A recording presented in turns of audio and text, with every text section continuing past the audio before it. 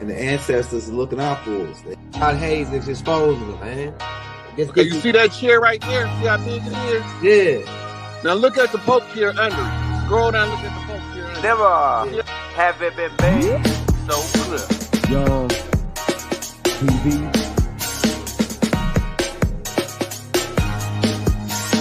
Young. We running the game right now.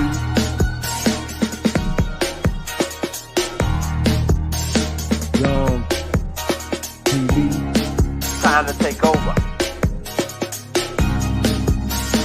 Young. We the hottest in the game. Hit that like, hit that subscribe button. If you just not tuned in. TV. Share, like on your Instagram, Facebook. Young TV. If you tuned in, we broadcasting live from 2030, baby.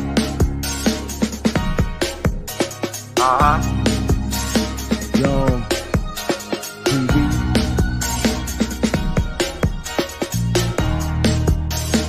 Young. Taking over the game, baby. Oh yeah. Young TV. Hit that like. Young TV. Get them likes up in the air, you heard me? Young TV. Ride by. Hotel Islam. Young TV. Assalamu alaikum.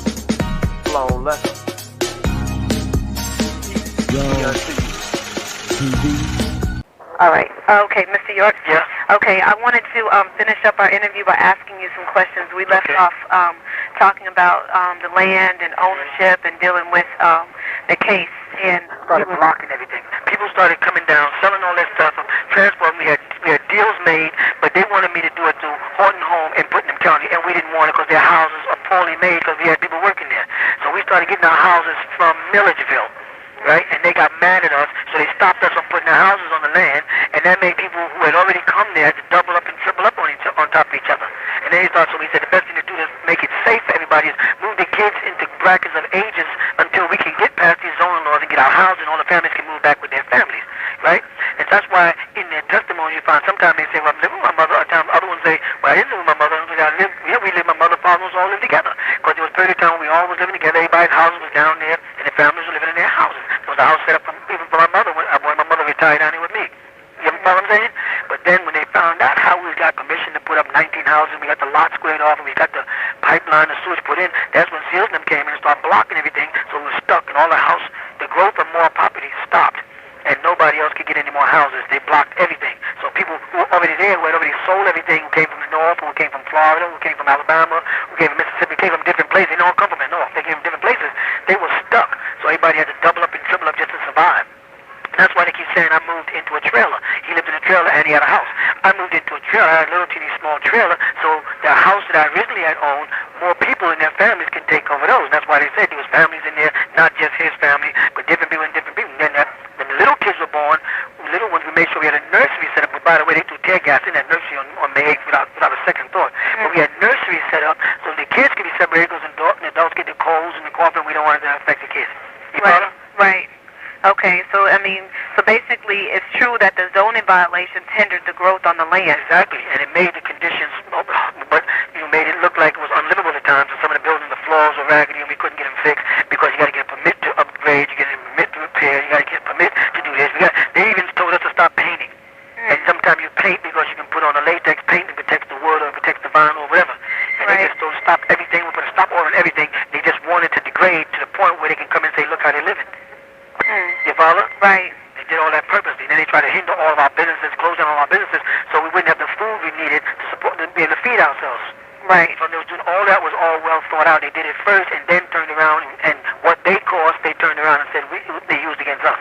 Right. So we were trying to stay together, hold together in love. You know, their family prays together, stays together. In due time, we'll overcome this devil and all this wickedness, and we'll be back on our feet and get everything growing again. That was our plan. So people were willing to make that sacrifice. They turned that sacrifice, into something bad. And then the kids who didn't understand, they took it the other way. And then the parents would explain to them, because the parents sometimes think, I ain't got to explain until you're a kid. And I'll be like, various leaders, people in charge. Some people, women was in charge of the food.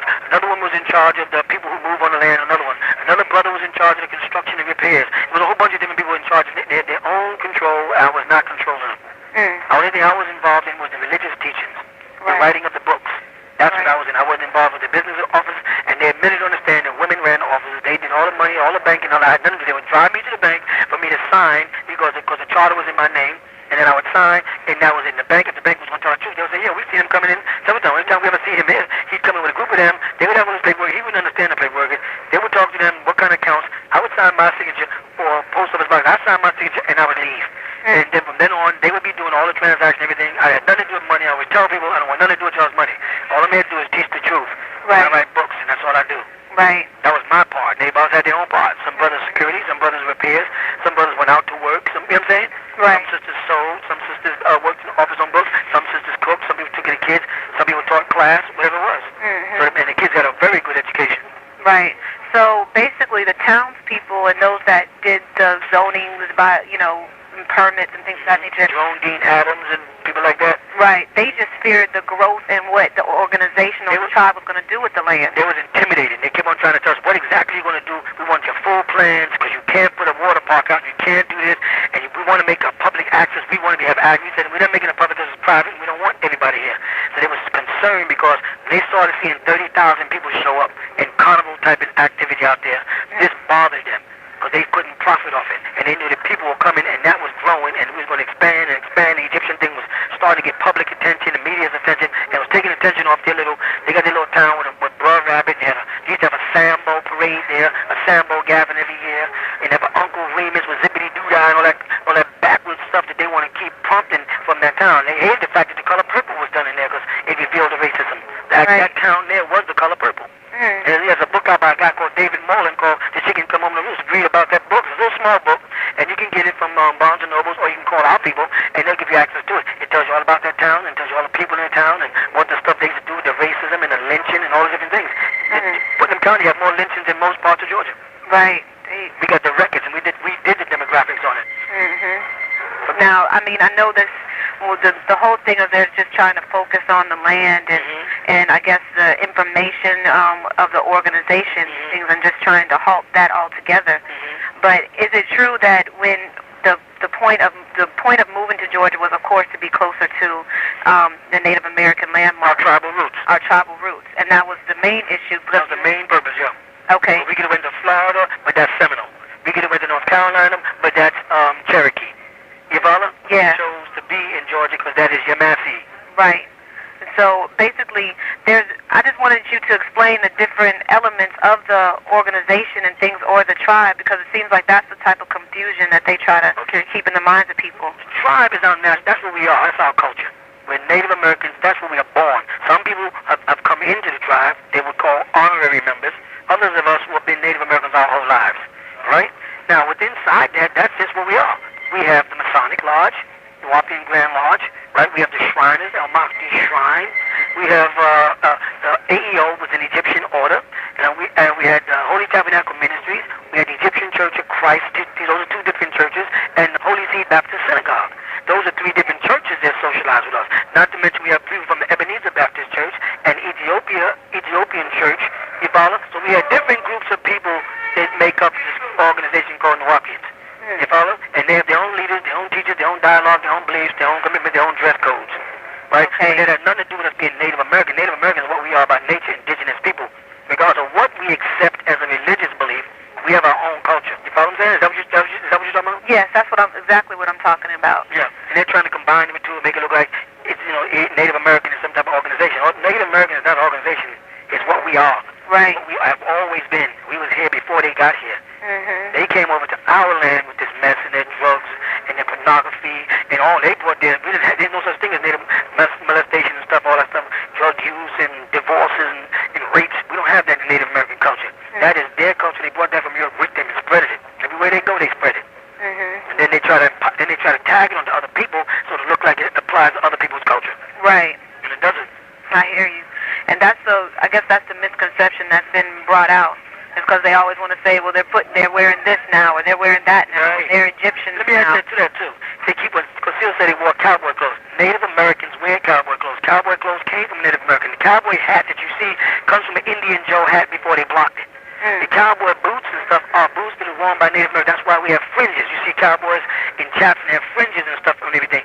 Those Europeans who came here, they picked up on the dress code that the Indians were wearing. We don't wear feathers all the time and walk around in moccasins all the time. I mean, only ones that live in certain environments, certain climates. When the winter came, they changed clothes. When they rode cattle across the country, what we call bison, we wore different. So cowboy clothes, cowboy boots, and fringes, if you look at any of the pictures of us, are Native American clothes. If you check any Native American tribes across this doggone country, you're going to see they have on cowboy clothes. Nobody's wearing feathers no more. It's not the 17th century. You follow? Yeah. And the Egyptian clothes they just put on it, that is a part of a ritual, a religious ritual for a group of people who call themselves the ancient Egyptian order. Right. Other than that, there's no other clothes other than regular clothes. They just he said they changed clothes. What clothes? He just used the same thing over again. He went from Indian, Indian cowboy and Indian, the same doggone thing. That's the end of that there. American clothes anybody can wear, and the Egyptian clothes they see people wearing, they only see them on the land doing that while they're doing certain rituals. Certain things that pertain to their religious beliefs, and that's their prerogative. This is America. You're entitled to your own religious beliefs. You follow? Yes, I do. Well, that completes the questions that I have for you I'd like today. to establish one thing, too. I'm totally innocent of all this stuff that they're doing. It's all big plot. I didn't sexually molest anybody. I wasn't manipulating any money, any RICO. All this is a big plot, and the truth will set you free. It's going to come out, and that's why they're panicking now with it. March 8th, 2004. This is yet another interview with Maku Chief Black Thunderbird Eagle. How are you doing this evening? Well, how about how you doing? I'm doing good. Good. I'm still in the belly of the beast. Yes, it's soon to be free. I hear. I want to talk with you about the evidence the prosecution said they had against you in the case. A lot was put out in the media with different items that they had, and I just want to cover them one by one if that's okay. First of all, I want to discuss with you this Pink Panther doll they said they found. What is the significance of that? First of all, let's establish something, right? Let's establish something about this Pink Panther doll. Pink Panther doll that they had in court, right? Some people got pictures of women on their house, on their walls. They got pictures, you know what I mean? They have statues that you can buy from various stores, and people are nude. You know what I'm saying? They got all kind of stuff that's considered art, just to say, just to make the point. Not that it is, just to make the point. You understand? That it was that the evidence was so frail that they had to keep picking up a little pink doll and saying, and he had this, and he had this. Never tied it to me. No evidence that it was mine. No DNA that it was mine. Never even turned around and asked me, is this yours? You know what I'm saying? He just assumed it. Right. He said he found it in a place, but he said he found it in a bedroom, and then the picture they put up on the screen is not a bedroom. It's a sauna room. And nobody lives in the room. The last people who was living there were people who was living after I had already left. Right. But they put it up there, and in the minutes you're going to hear him refer to that Pink Panther as being found in the bedroom. You know what I'm saying? Right. And then people are looking at that, and I'm looking up there and I'm seeing all this blue. That's the color that sauna is. Blue rug and everything in there. Versus a bedroom, which they say was once black when I had it, but when I left there and someone took over there, we changed it. You see that everything is beige and gold, and then I've changed it. I had a black rug. They changed. They put a leopard skin rug down there. You follow? But that's definitely not the bedroom. But but the prosecution is calling saying we found the Pink Panther in the bedroom. Okay. You follow? Go ahead. Okay, and another issue was the pillows. They said that were in That was funny. Georgia. You know what's so funny about the pillars? What's funny about those pillars is they kept pointing at two big pillars that was covered in leopard skin to match the rug that was put down by someone else, by the way. But when they made reference to the pillars and put a screen picture up again, and they was making reference to two pillars that was in my house when I lived upstate, they weren't even leopard skin, they were zebra. People were coming on this so-called witches were saying, yeah, that's the pillars I remember. And then they would pick and say, is that them over there? And they'd go, yes. So they would point up to a big picture on the screen with the jury sitting right there looking at it. This zebra, you know, only like one fraction of the corner of it is in the picture. It's not even a full picture. Like, you know, just a small phrase in the picture in a corner, right? Right. And it's obviously zebra print. There's a big difference between a zebra and a leopard. Right. Right? And then they would show two big pillars on the floor that was leopard, and the people understand would say, yes, that's the pillars I remember upstate. And right in front of everybody, it's plain as day, it's in the minutes, right? Then, when one of the main so-called victims got up there, one of their key witnesses, they got up there and faintly said, well, one of the pillars was thrown away. She referred to them as the F pillars, and I won't use the word. But she says, one of the pillars was thrown away. Literally, and this is the person who was in charge of the house, who ran the house, and said, one of the pillars was thrown away. Then, you look right there and you see two pillars there, right? And then they bring this girl in, and she says, yes, I covered the pillars. And they brought her in after the prosecution had rest, and they saw they had really lost the case, so they had to try something else. So they brought her in, and she said, yes, I covered those pillars. You You follow? So now we're talking about the person who was in charge of everything down there was saying that I threw one of the pillars out, meaning not I, but themselves. They threw one of the pillars out. The person who's covered the pillars saying, yes, I covered both those pillars. So there was 2 pillars there. A new pillar was added, right? Right. And that's why they say they can't find no DNA, because they're looking at it. They don't have no pillars. And the pillars that used to be in my house were zebra. And the pillars are there, but they have me next to no pillars. Other people laying on leopard skin pillars. Laying on, all together, taking pictures on the pillars. Me, nowhere on any of those pillars. Right. Is there, in fact, me on none of the pictures anywhere. Go ahead. Right. So basically, and another thing they didn't, what I wanted to address is any physical evidence, things of that nature. Did they find any physical evidence, like you mentioned DNA, anywhere? They found no DNA, and that's why they didn't enter it at all. They found no DNA or nothing. They took the beds out of my house, they took the sheets out of my house, they took the blankets out of my house, they took the pillows out of my house, they took everything, and they found no DNA. And they found absolutely no DNA.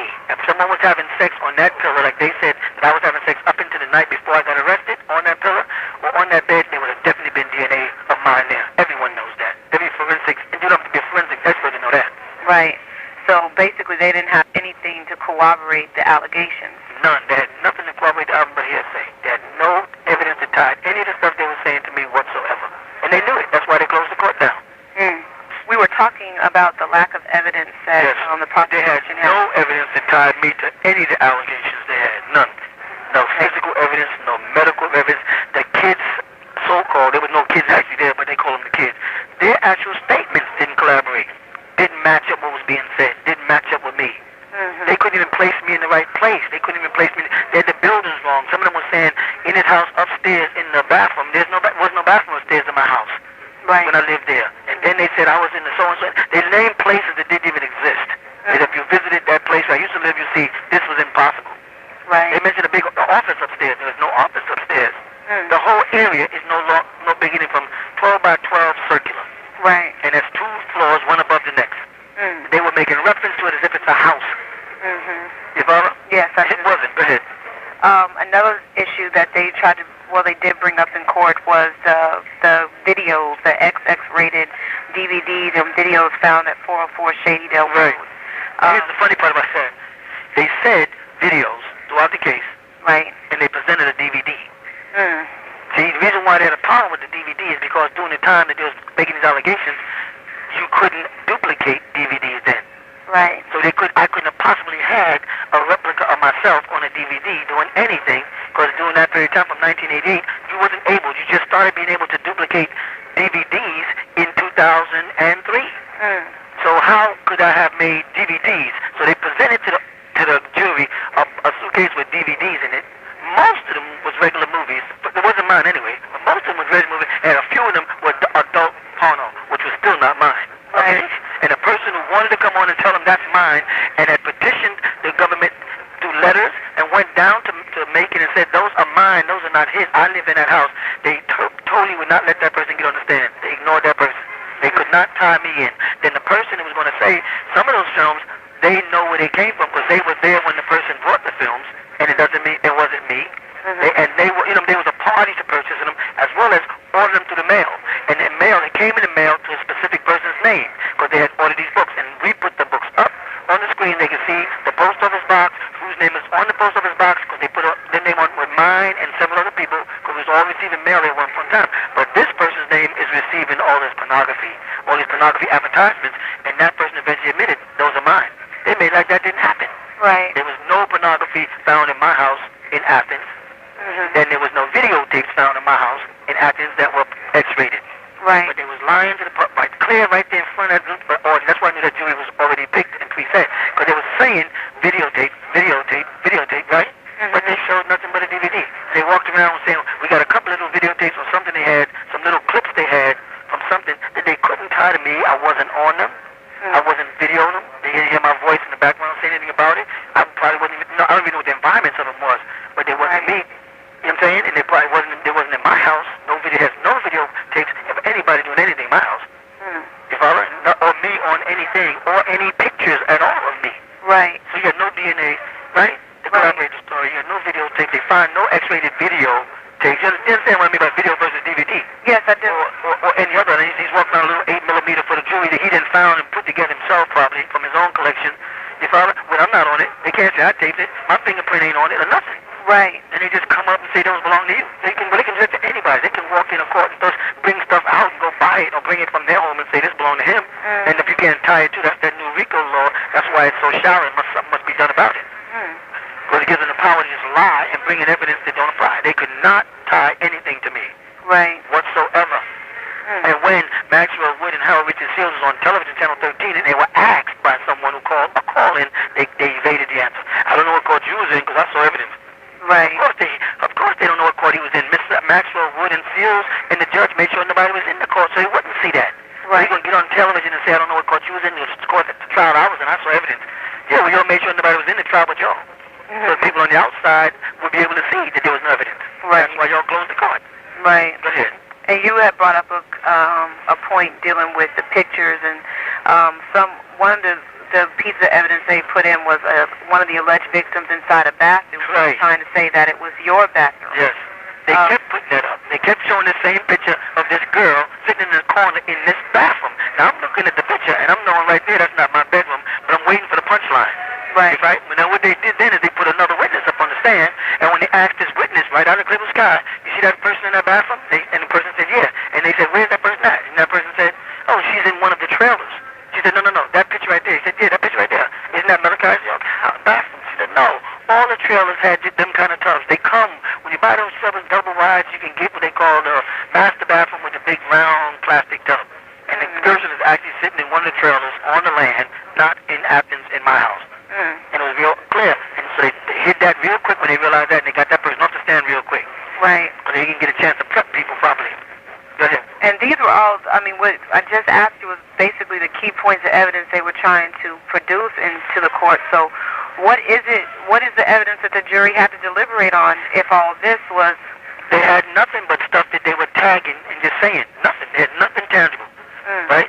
And the funny part about it, when they were deliberating, when they came to hung jury, the jury didn't ask for any evidence. They asked for the holy tablets of scripture that had nothing to do with the case and wasn't even entered into evidence by the prosecution or the defense.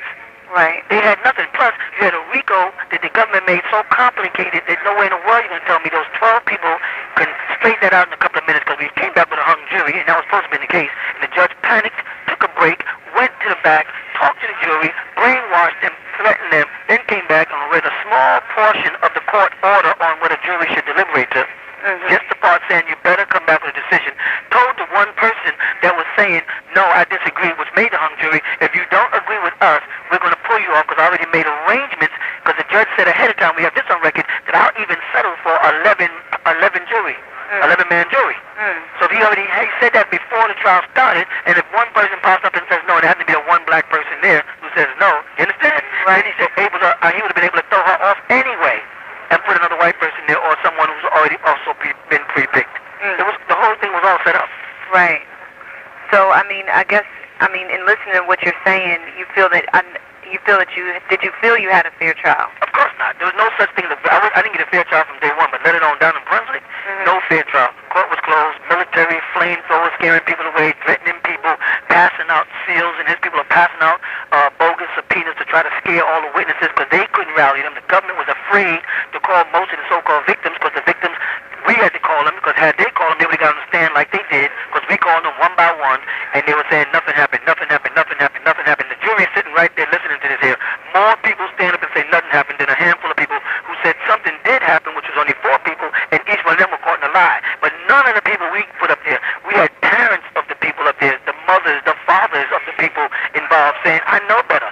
You know what I'm saying? I know they told me, I know so-and-so. Friends are the best friends, and say they would tell me everything.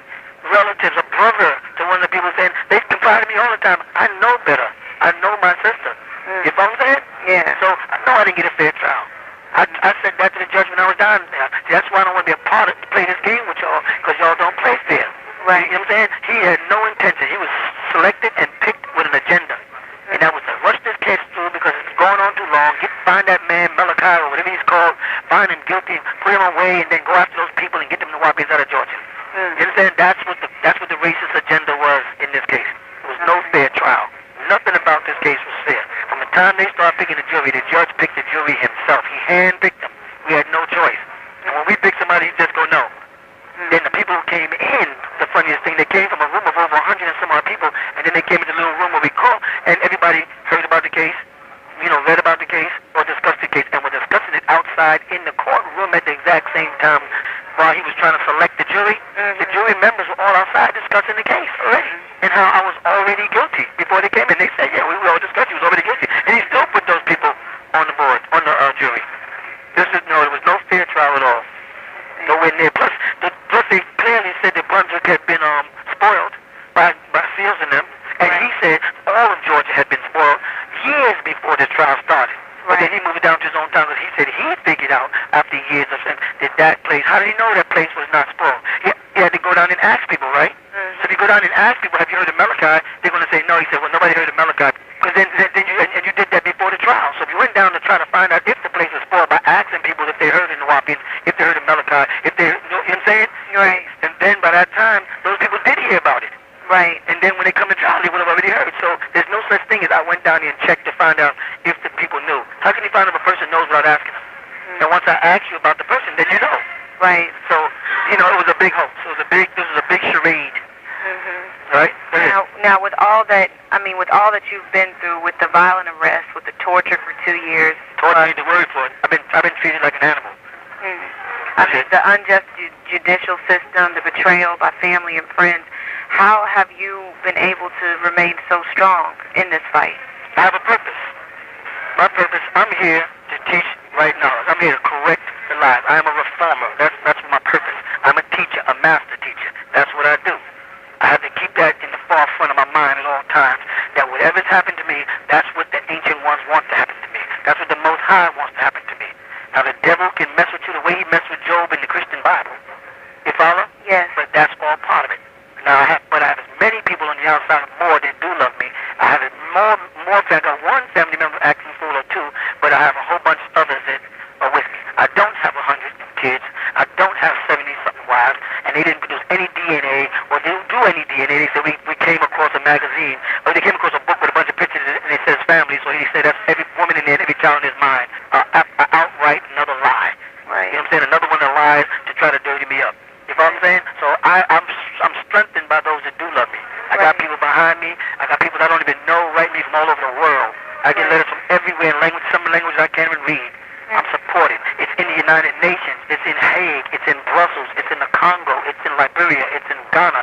It's in London. It's in Holland. It's in Trinidad. It's in Jamaica. It's in Barbados. It's spreading all across the world. They think this little small town that played this game don't realize this is becoming a world event. Right. And our jurisdiction is at the peak of all of it. The tip of the pyramid is our jurisdiction, and we have all the documents and all the laws and all the evidence to confirm that we are Yamasee Native American Moors of the Creek Nation, and I am the chief of that tribe, and we are what they would call Indians. Right. You follow? Yes. And they have no authority over me. They have no authority over anybody in the case. All the people in the part of the case, according to them, were tribal members. And according to our documents, they prove they're tribal members. So we have our own court system, we have our own constitution, we have our own laws, and we were here first, long before them. We had a war back in the 15th century. They didn't get here until 1776 to start setting this stuff up. Right. We was already living here when they came in and started stealing our land and making treaties, knowing that the Native Americans couldn't speak English and was putting X's down, and found out later legally X is not recognized. So that's another law we're getting ready to present to them. So even the people who Yazoo or whatever made a so-called treaty or deal with Yamasees from Savannah and down even in Brunswick, the documents are not legal. Right. And we got legal documents to confirm, and that's what they're afraid of, and that's what they're trying to speed this case up, hurry them, get me to a PSI, hurry them, get me to a trial, hurry them, get me sentenced, close the case down, shut it up, blast them all over television, get a bunch of idiots out there yelling and screaming who would be doing that anyway, regardless of what, regardless of who it is. Yeah, people doing that for every fight against them. There's always an idiot running around saying, I knew it, that's their job. Right. They were born to do that. But the truth is what's holding me up. The fact that I know that it's fun to watch them play this game and know that they know, dang, this is the truth. Right. We've been lying on this man. Right. Lying on this organization and persecuting these people and torturing this man, strapping him down and putting him in cold places and starving him and not giving him medication so he will have seizures and fall out, trying to physically kill me. Put me in an environment with dangerous people and then put statements on television and put it on a channel where everybody on television is watching, because they make sure the news comes on when everybody's in the day room eating, so they time it. They time your food schedule to be with the news, so you'll have to watch what they say. So everybody's standing there eating and looking up, here and they're saying you did this, you did this, you did this, you did this, and it's all one-sided. It's a very dangerous environment. They put me in a hostile environment with the hopes to kill me. And then for all kind of slanderous statements on television, and it still didn't work because people knew me as a master teacher. That's right. All right? Okay. Well, that's all I have to say for now. Okay. Well, appreciate you taking some more time out. All right, we'll make another tape if it's necessary. But we will get the truth out. All right. Okay? Okay. What do? Rockbridge, Chief. Rockbridge, who's this, Rick? This is Rick. Rockbridge, how are y'all?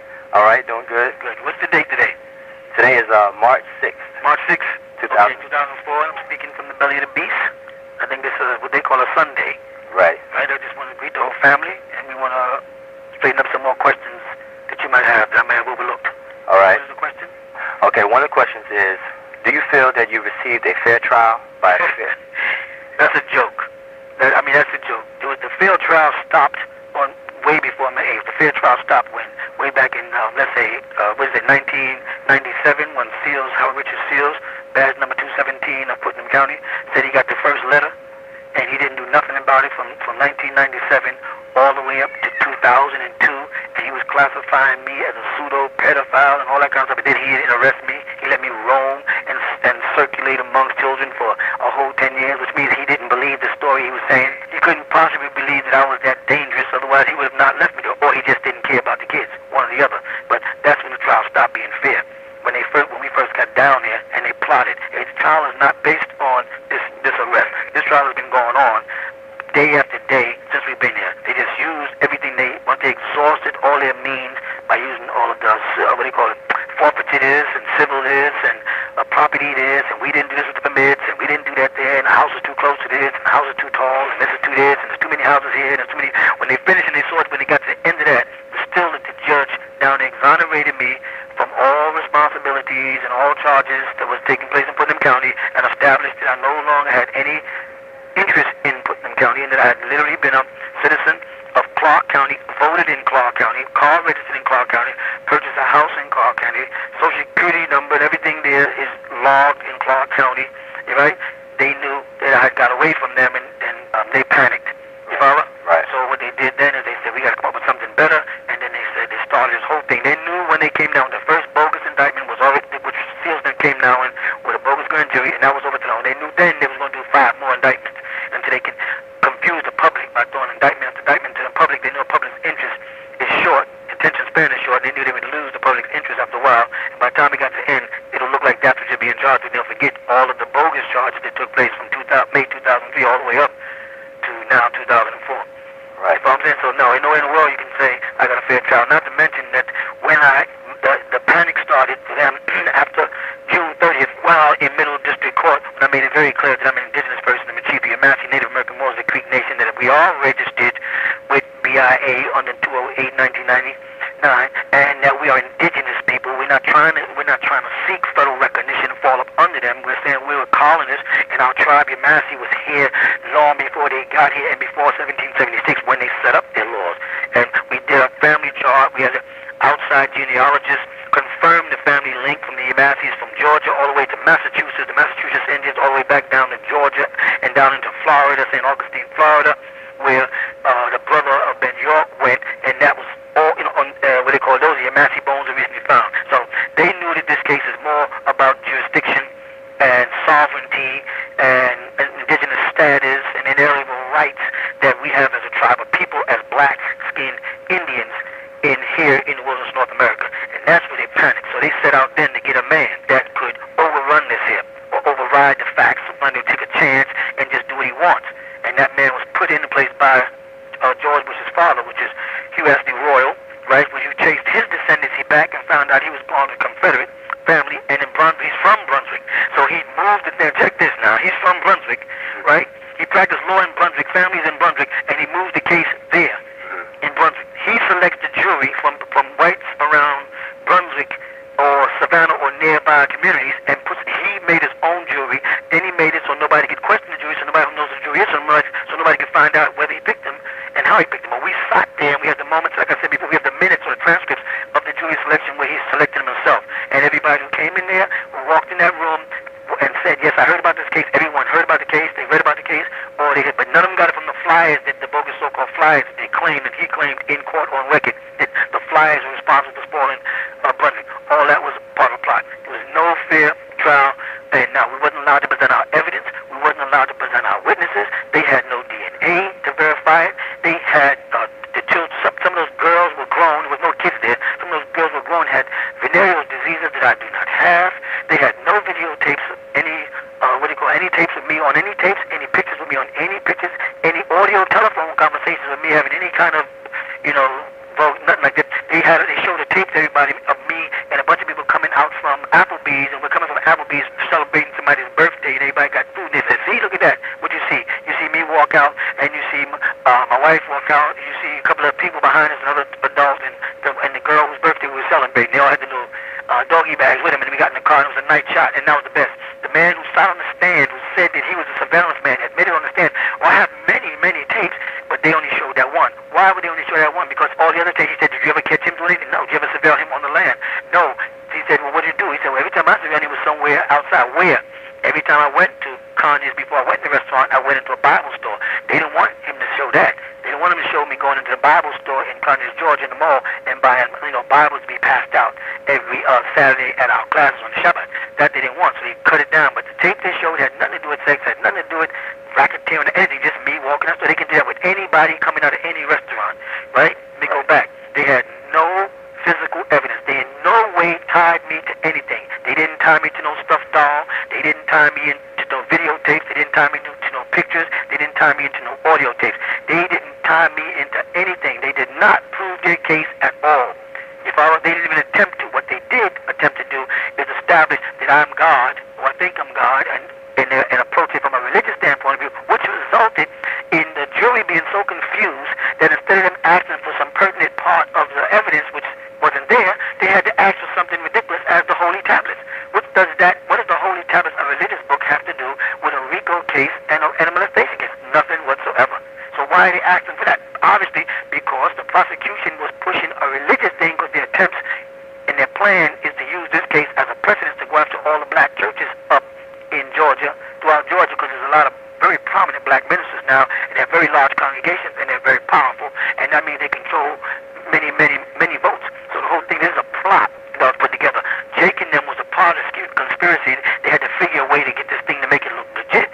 That's why they got Jake York, who had his own charges, put him on salary, threatened him up, told him they'll give him immunity from all the stuff he did, and we got a whole list of things that he's involved in illegally. It's up on the internet if you want to go there. So no, it wasn't a fair trial. The judge himself, Ashley Royals, planned it. He ignored my request for continuance, which I needed because I was trying to get rid of these lawyers that they pinned on me, which I said was never mind, these Caucasian lawyers, and I got this black lawyer, Adrian Patras, and I sat right there in front of that judge, and I said, my constitutional rights, according to your beliefs, tells me I have a right to get a continuance because this lawyer, after age is 20, you sent me to New York for a reevaluation, right? When I came back from New York after 90 days of the reevaluation, the psychiatrist said I was sane. He said I was a black Indian. He confirmed everything in his statement. They tried to take that out, but we have it on record, right? When I came back, now I go before you. I said, okay, now I'm ready. I wasn't planning on fighting no trial with no Garland or law firm because I found out that they were working with Putnam County and they were working with the government, so I was not trusting them. And they gave me an Indian guy called Manny, but I found out that this Indian guy called Manny had a Caucasian wife, and that he himself works for the government as a military lawyer. So I knew I was in the wrong hands. So I said, no, whoever put these people together, I don't need them. So I got a black lawyer.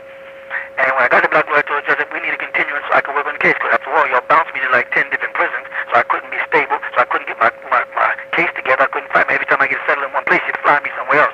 You cut me off on the telephone. You cut me off from pens and pencils at certain times. You cut off my mail at other times. You cut off my visits. So I couldn't really work on my case. So I have a box of stuff that Garland would bring in. And I never see Garland himself, but he would drive these boxes left off of my case, and then they'd move me, and they'd leave the boxes behind. And then that stuff would get lost. And I'd end up in another place where you can't get that stuff. And it went on like that there. So when I finally got before Judge Royals in Macon Middle District down the private meeting, because he didn't want to have this open, but there's still minutes on it, transcripts, I said to him, I need time to work with this lawyer on my case. Because after 2 years, the prosecution had 2 years and 2 months to work on the case, investigate, to find people, to track down witnesses and victims and all that there, and they came up with naught. They came up with no evidence. They came up with nothing concrete whatsoever and nothing that tied me to. What they did is use the law called hearsay. There's nothing no one said I said. It's what other people said. There's no statements of me. There's no tapes of me. There's no videotapes of me. There's nothing that they could have put everybody in that courtroom and had people get up there and do exactly what they did and found that person guilty. You follow what I'm saying? Right. The way it was set up, it didn't matter who it was because it never tied anything to me. Mm-hmm. You follow? Right.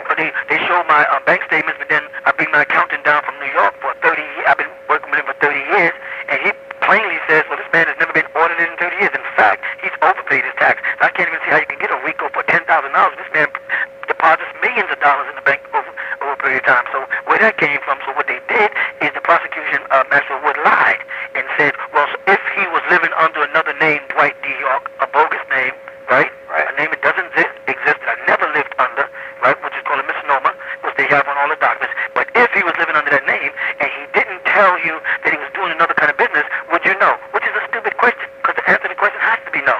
But he never said to the man after that, well, in fact, he doesn't work under any other name. He doesn't live under that name, Dwight D. York. He never did anything. There's no documents. They never put one thing on the screen in the court to show anything where I signed my name as Dwight D. York, or any bank statements, or any accounts, or any private accounts, or any private investments under that name. They just use a trap to trick the jury. Well, the jury's already working with the judge anyway, but to make it look like they're tricking the jury into thinking, well, maybe, maybe this man was doing something behind his accountant's back. And this would support their attempt to get a RICO where it made no sense. Mm-hmm. Excuse me for running on, but I talk fast. Okay. That brought up another question. There are rumors that the officials in Edenton know of a person named Dwight York, and they were saying there was a distinction between Dwight York and Malachi York. Oh, yeah, it's very clear. See, they had meetings. They had so many meetings that was going before the Board of Commissioners, right? And Mary Ann Tanner got a document. We have the document where she's talking to a person named Dwight York, and she separates Dwight York, the son, who's in his 30s, from Malachi Z York, the father, who's in his 50s. It's in black and white. She says, oh, I know the difference. I met the son, but I never met the father. So everybody in Putnam County knew all the time that they was using a bogus name. But in order for them to tie and say to the public that I was a previous convicted felon, which I wasn't, they had to use another name. Because they used my name, people would have went into computers because they know we have police officers and we have FBI agents that are part of our organization. They would have pulled up on the computer and found that I never was a convicted felon. And all those charges they threw out in the beginning of this case in the newspaper to let me look like a monster would have dissipated immediately, and I would have been eligible for bond. So in order to do that they had to use a misnomer, create a fictitious character, and then feed the public with he's a convicted felon, he's an ex-rapist, all these things that they later on had to come back and admit was not true privately, but they have not come back onto the media and proved it to them and admitted to them yet. So they knew all the time in Putnam County that Dwight was my son. Okay. And not me. They knew that all the time. They knew the age. They knew when he used to come here because he was living down here in Georgia before I got down here. And he used to go to all the board meetings and talk to all those people. Jerome Dean Adams was there. That's before Seals even got in town. That's when they had Sheriff Russo there. And Jerome Dean Adams and Marion Tandem came on the board. They keep on being, but they encountered my son. And they knew who he was. And they know I'm not him. And they know he's not me. They just deceiving the public. That's part of what they're doing to try to get this case so they can try to take those people's land out there and try to take out what